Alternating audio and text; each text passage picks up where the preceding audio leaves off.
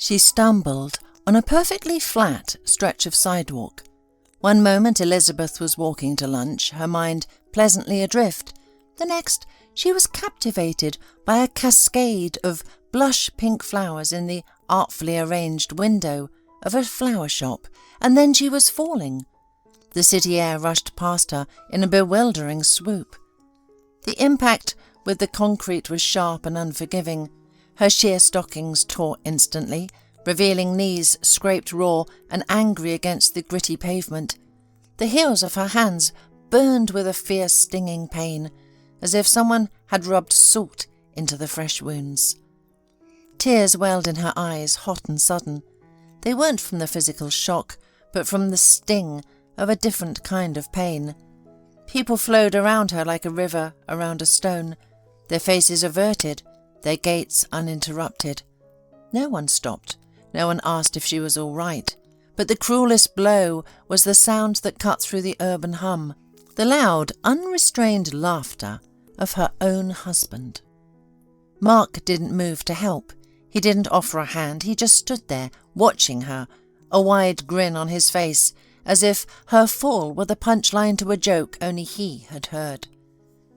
"Are you going to camp out there all day?" he asked finally, his amusement fading into irritation as he glanced at his watch. "Our lunch break isn't endless, Liz.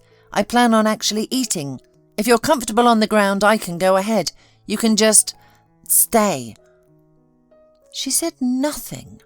A knot of disbelief and hurt lodged so tightly in her throat she couldn't have formed a word. Mark just grunted, a small dismissive sound, then turned and walked away.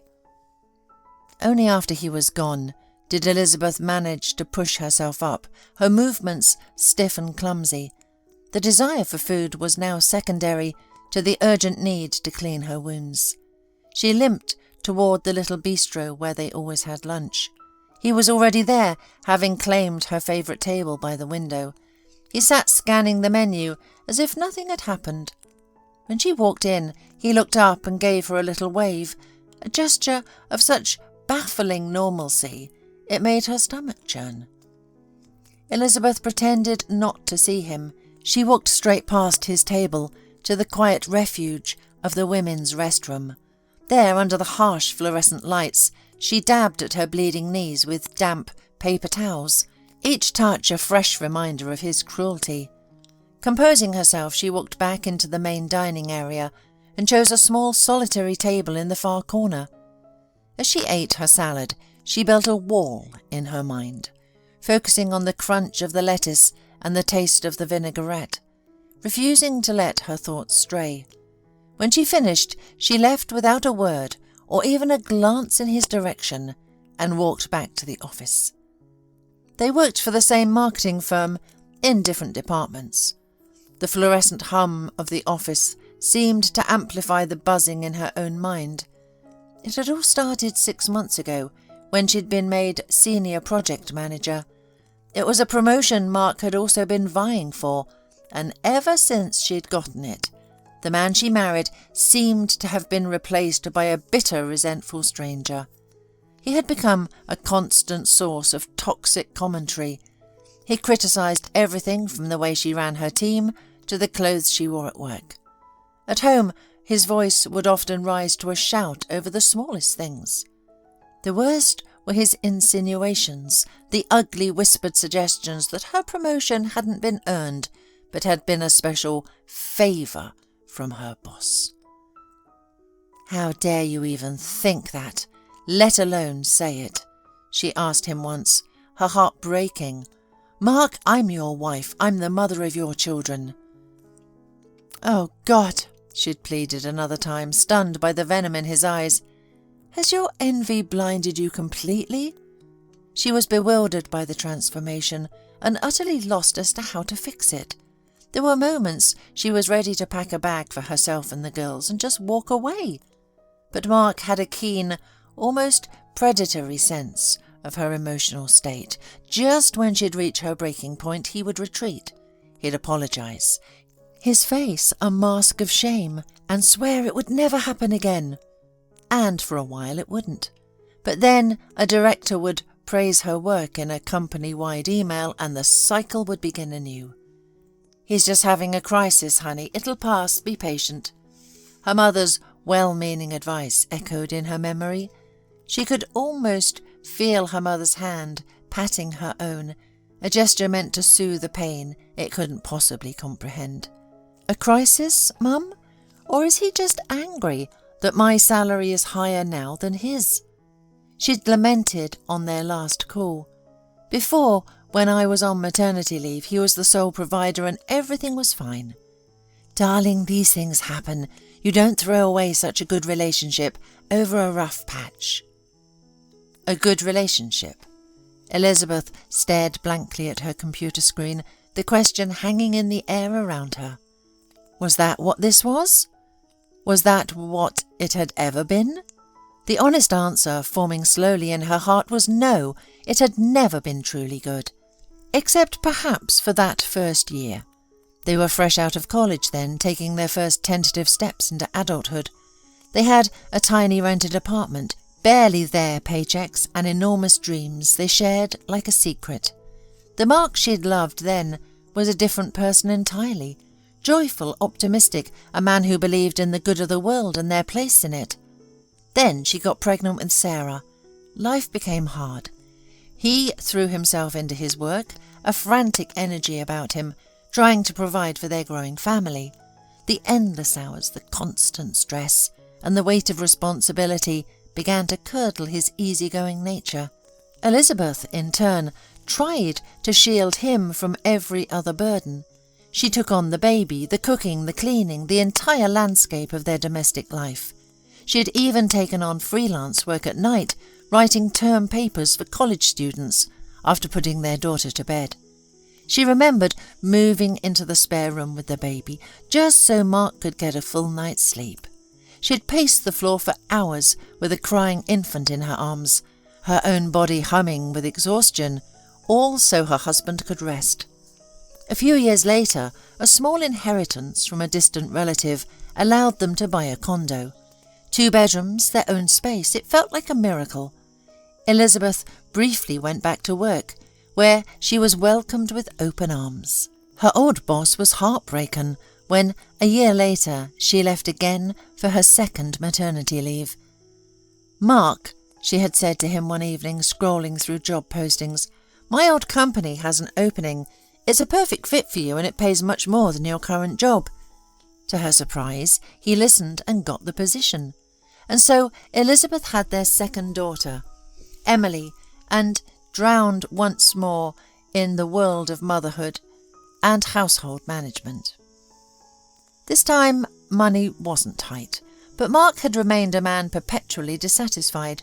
Now his resentment had a new target. He would taunt her about sitting on his dime, making comments about how her only job was to gain weight watching talk shows while he did all the real work.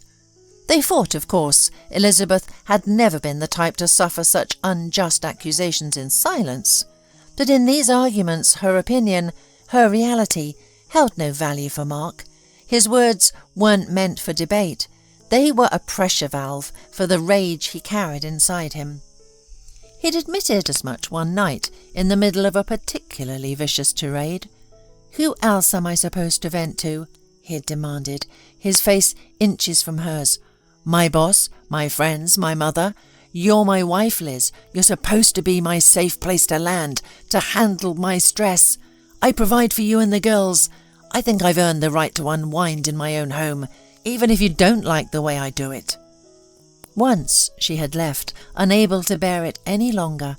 She'd driven to her mother's house, where for several days she did nothing but cry, letting her mother's gentle presence and care for the girls be a balm on her fractured spirit.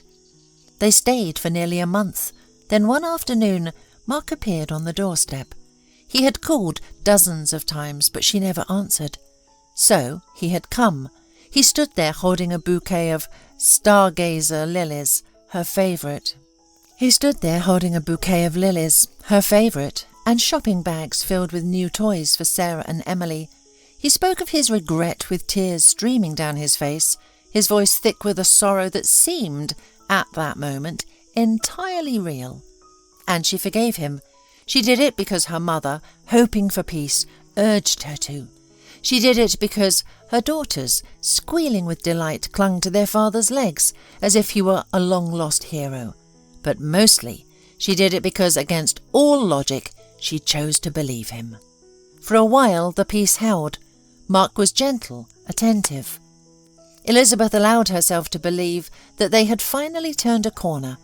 They took out a loan for a new family SUV, a loan Mark proudly put in his name only. Emily started kindergarten, and Elizabeth returned to work. A year later she received her promotion, and the storm returned, 3 times as strong. "You couldn't have waited for me," he hissed, leaning over her cubicle wall after he returned from his solitary lunch. The smell of coffee was sharp on his breath.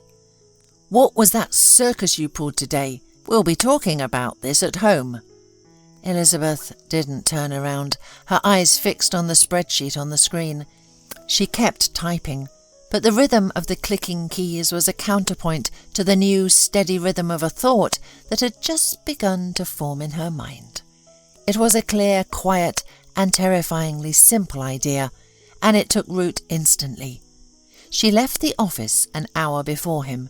She spoke to her director, citing a sudden migraine, and was met with immediate concern and understanding. She knew Mark would be furious, but as she walked out into the late afternoon sun, she realized, with a sense of profound detachment, that she no longer cared. He came home later than usual, his keys slamming onto the entryway table. He stalked into the living room where she was sitting, his face a thundercloud, ready to burst.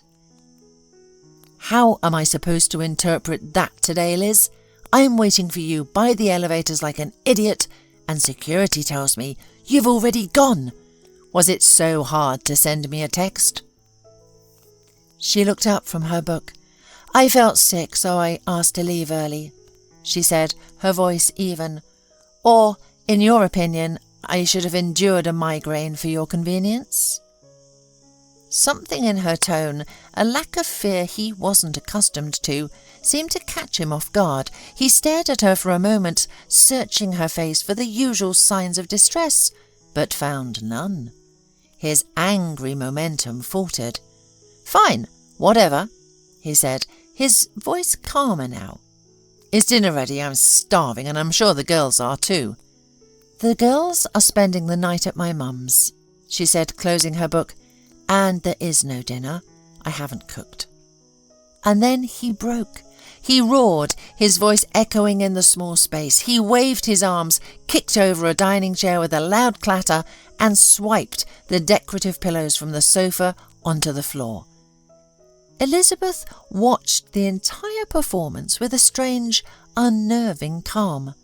When his chest was heaving and he had finally run out of breath, she spoke into the ringing silence. "Let's get a divorce." He froze, his arms falling to his sides. He looked like a puppet whose strings had just been cut. Slowly, he righted the fallen chair and sank into it. "Liz, have you lost your mind? A divorce? We have children, a condo, a car payment. Have you thought this through at all?" A small, humourless smile touched her lips. "The children will be fine. I think they'll be better, actually. They can finally get a break from your screaming. The condo is ours jointly. We'll divide it. And that car loan you were so proud of, it's in your name alone, so don't involve me in it." His face flushed a deep mottled red, and a vein pulsed in his forehead. He leaned forward, hissing the words at her. "You'd better think this through. Who do you think is going to want you? Damaged goods with 2 kids. Don't come crawling back to me in 6 months, because I won't take you." She took a final sip of the cool tea she'd made earlier and stood up. "My daughters need me," she said, her voice clear and strong. "And I need me. Healthy, calm and whole. With you, that's just not on the table. You're so poisoned by your own envy, you can't see anything straight. You swore you would change, and you've only gotten worse. Living with you has become unbearable." "I'm not letting you take this condo." You'll be left with nothing, you fool." "That will be for a judge to decide, not you," she said calmly, walking toward the door. "But, you know, I think a single recording of one of your tirades would be enough to make the court see things my way, and I happen to have one." She left him there, his mouth agape, as he tried to process what she'd just said. Elizabeth drove to her mother's, and from there she found a small rental apartment, a place paid for by the salary he so resented. She arranged to work from home, unwilling to see him before the divorce was final. Her mother called daily with updates. Mark had shown up at her house, as expected, with flowers and a rehearsed apology. When he found neither his wife nor his children, he erupted, shouting on the front porch until her mother, her own patience finally exhausted, called the police. He was escorted away with a fine for disturbing the peace. Mark hired a lawyer, determined to make good on his threats. But Elizabeth and her mother were prepared. In court they presented not only the chilling audio recording of his verbal abuse, but also the security camera footage from her mother's porch, which clearly showed him threatening them both. The outcome was decisive. The girls remained with their mother. The court ordered the condo sold and the assets divided equally. He was left with his car payment, and a new court-ordered child support payment he would be forced to pay. Elizabeth, like thousands of other women, had tried to step back into the river of her old life, only to find the current had grown toxic, its undertow threatening to pull her under for good. Now, standing on a new shore, with her daughter's hands in hers, she felt the warmth of the sun on her face. The water ahead was unknown, but for the first time in a very long time, she knew it was clean, and she was finally free to swim.